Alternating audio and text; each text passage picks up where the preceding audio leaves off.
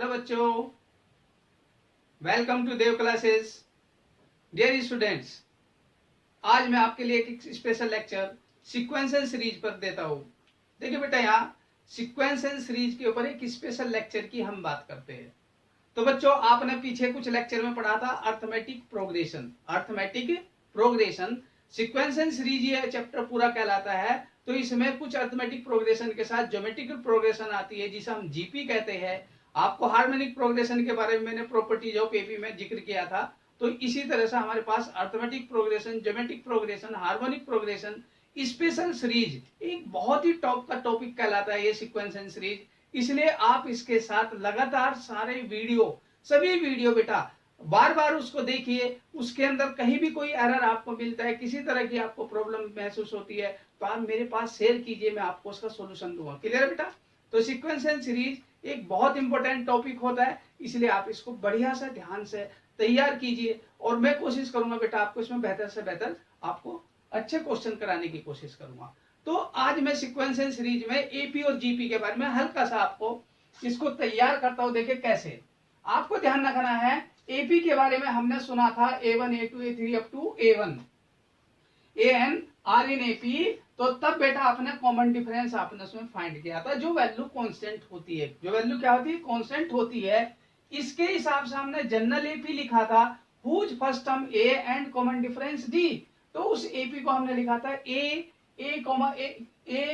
Plus D, A plus 2D। और बेटा ये वाली टर्म आपकी A प्लस N माइनस, इससे एक नंबर कम होता है, N माइनस 2D। और इसे लिखेंगे हम A प्लस के N minus 1 into D. Clear है? यहां से 5 स्टार आपने बनाए थे। तो जो ये हमारे पास एपी थी, तो बेटा इसके 5 स्टार जो हम लिखते हैं उनके बारे में थोड़ा ध्यान देना आज फिर। क्लियर है? फर्स्ट स्टार हमारा क्या होता है? किसी भी एपी या जीपी की बात करेंगे तो फर्स्ट स्टार हमारा होना चाहिए। उसमें फाइंड कीजिए, कहीं देखिए, ढूंढिए बेटा उसकी फर्स्ट टर्म गिवन है कि नहीं। फर्स्ट टर्म अगर गिवन है तो सेकंड स्टार आप ध्यान दिया करो, उसका कॉमन डिफरेंस क्या है। अगर नहीं है तो फाइंड करना पड़ेगा, तो इसलिए ध्यान रखना। थर्ड स्टार हम कहते हैं नंबर ऑफ टर्म्स। इन तीनों स्टार के बाद ही आगे की ये 2 स्टार बेटा फाइंड किए जाते हैं। क्लियर है? इसलिए आपको ध्यान रखना, इन तीनों को पहले आप फर्स्ट 3 स्टार्स आप फाइंड करने के बाद ही आगे बढ़ेंगे, तभी जाकर के आप सीक्वेंशियल सीरीज को समझ सकते हैं एपी को। क्लियर है? इसमें मैंने एक कॉन्सेप्ट और बताया था बेटा, 2 नंबर्स के बीच में जो थर्ड नंबर होता है वो आपका जो होता है अर्थमेटिक मीन कहलाता है। क्या कहलाता है बेटा? वो arithmetic mean of the 2 given numbers.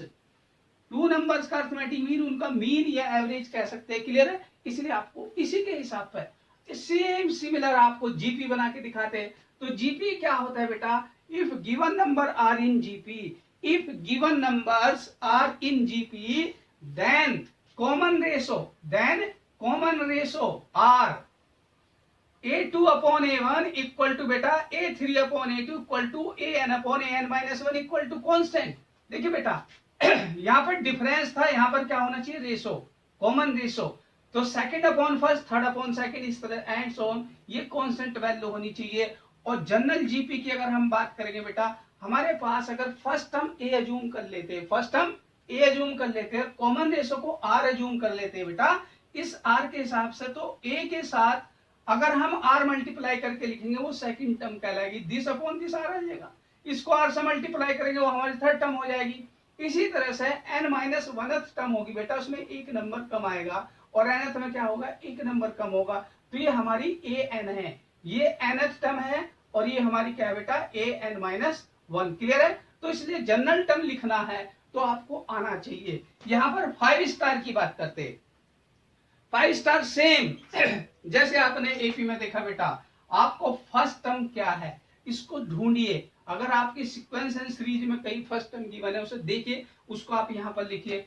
Common ratio उसका फाइंड कीजिए बेटा, है कि नहीं आपके पास। नंबर ऑफ टर्म आपको कितना गिवन है, तब ये 3 स्टार होने के बाद हम उसके बेटा नेक्स्ट 2 स्टार फाइंड करते, जैसे एपी में करते ऐसे इसमें इसकी जो जनरल टर्म होगी बेटा AN equal to first term into common ratio के ऊपर N माइनस 1। जैसे आपको A10 ही लिखना है तो आप A इंटू R की पावर 10 माइनस 1। क्लियर है बेटा? जैसे आप वहां लिखते थे ऐसे यहां पर है इसी तरह से सम का जो फॉर्मूला होगा सम ऑफ एंटम, सम ऑफ एंटम, ये इंपॉर्टेंट है उससे बिल्कुल हटके। तो सम ऑफ एंटम अगर बात करेंगे, first term into common ratio के ऊपर बेटा n नंबर ऑफ टर्म था, उसकी पावर लगाइए -1 अपॉन r-1, लेकिन यहाँ r की value mode of r greater than 1, mode of r greater than 1, बेटा ये -इंफिनिटी से -1 और +1 टू +इंफिनिटी, r की वैल्यू अगर -2 -3 -4 -इंफिनिटी कुछ भी हो सकती है, 1 2 3 कुछ भी हो सकता है। तो इसको आप समझिए, ये वाला फॉर्मूला लगाएंगे, इसमें क्या है r में से -1 करेंगे, क्योंकि r 1 से बड़ा भी हो सकता है, तो आप यहाँ पर बड़ी वैल्यू रखेंगे बेटा, क्लियर है। इसी तरह से ये उल्टा हो जाता है आपका, बिल्कुल रिवर्स इसका, अगर mode of r less than 1 हो जाए, mode of r less than 1 हो जाए, तो वो -1 +1 के बीच में लाई करेगा, r की वैल्यू कहां से कहां तक लाई करेगी, -1 और +1 के बीच में। तो बेटा आप इसे लिखेंगे क्या, 1 -r, क्या लिखेंगे 1 -r, तो 1 -r - n। तो देखो ये इक्वेशन और इक्वेशन एक जैसी है, लेकिन दोनों में फर्क है बेटा, आपको लिखने का अंदाज सही आना चाहिए, क्लियर है। यही form sum of the infinite terms, sum of infinite terms, अगर ये इनफाइनाइट टर्म्स हो जाए तो उसका सम फाइंड करने के लिए सबसे पहली बात ध्यान रखना बेटा, उसमें कॉमन रेशियो r की value mode of r less than 1 होना चाहिए, mode of r less than 1, तभी इनफाइनाइट टर्म का सम निकाल पाएंगे हम। देखिए बेटा ये वैल्यू 0 हो जाएगी, अगर कोई वैल्यू 1 से छोटी होती है, उसके ऊपर जितनी बड़ी पावर लगाते जाएंगे और छोटी होती चली जाएगी, तो ये वैल्यू खत्म हो जाएगी। जब ये वैल्यू खत्म हो जाएगी तो आप इसे कह सकते हैं 1 - 0, क्लियर है। तो बन गया कि आपके पास s infinity a upon 1 - r, जिसे हम सम ऑफ द इनफाइनाइट टर्म्स कहते हैं। जीपी का एक बहुत ही बढ़िया फॉर्मूला होता है, तो इसलिए आपको ध्यान रखना है, ये 3 फॉर्म्स है इसके, तीनों के तीनों स्टाइल समेशन के आपको आने चाहिए बेटा, क्लियर है।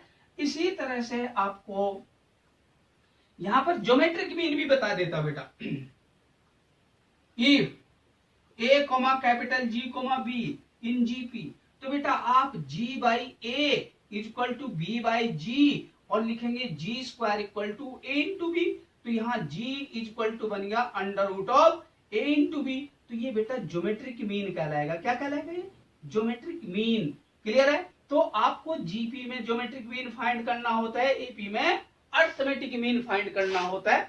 उम्मीद करता हूं देखो एपी और जीपी बिल्कुल सिमिलर है, तो बेटा बात को आप ध्यान रखें, एपी में जनरल टर्म निकालेंगे तो उसका फॉर्मूला आपको आना चाहिए, जीपी में जनरल टर्म निकालेंगे उसका आना चाहिए, सम ऑफ द एपी निकालेंगे उसका फॉर्मूला आना चाहिए, सम ऑफ जीपी निकालेंगे तो उसका फॉर्मूला आना चाहिए। इन बातों को आप एक ब्रीफ में रिवाइज कर लीजिए, ये मैंने बेटा इसलिए पहले से लिख करके आपको शॉर्ट में समझा दिया। अर्थमेटिक और ज्योमेट्रिक दोनों एपी और जीपी सिमिलर पढ़ेंगे तो आपको ज्यादा बेनिफिट होगा। कॉम्पिटिशन में बहुत ध्यान रखने वाली बातें होती है, सिमिलर चीजें एक दूसरे को सपोर्ट करती है। इसी तरह से इसमें आगे भी बहुत सारी बातें सेम आएगी, इसको फटाफट नोट कीजिए, फिर आगे हम नेक्स्ट कुछ आपको नया बताते हैं।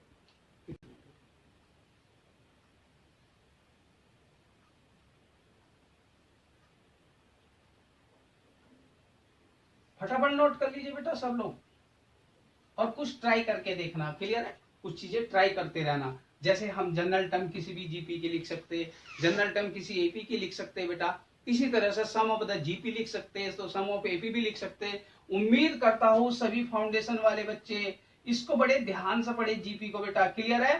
पहले 3 स्टार आपको गिवन होने चाहिए, 3 स्टार अगर गिवन होंगे तो बेटा नेक्स्ट वाले आप इजीली फाइंड कर लेते हो, क्लियर है।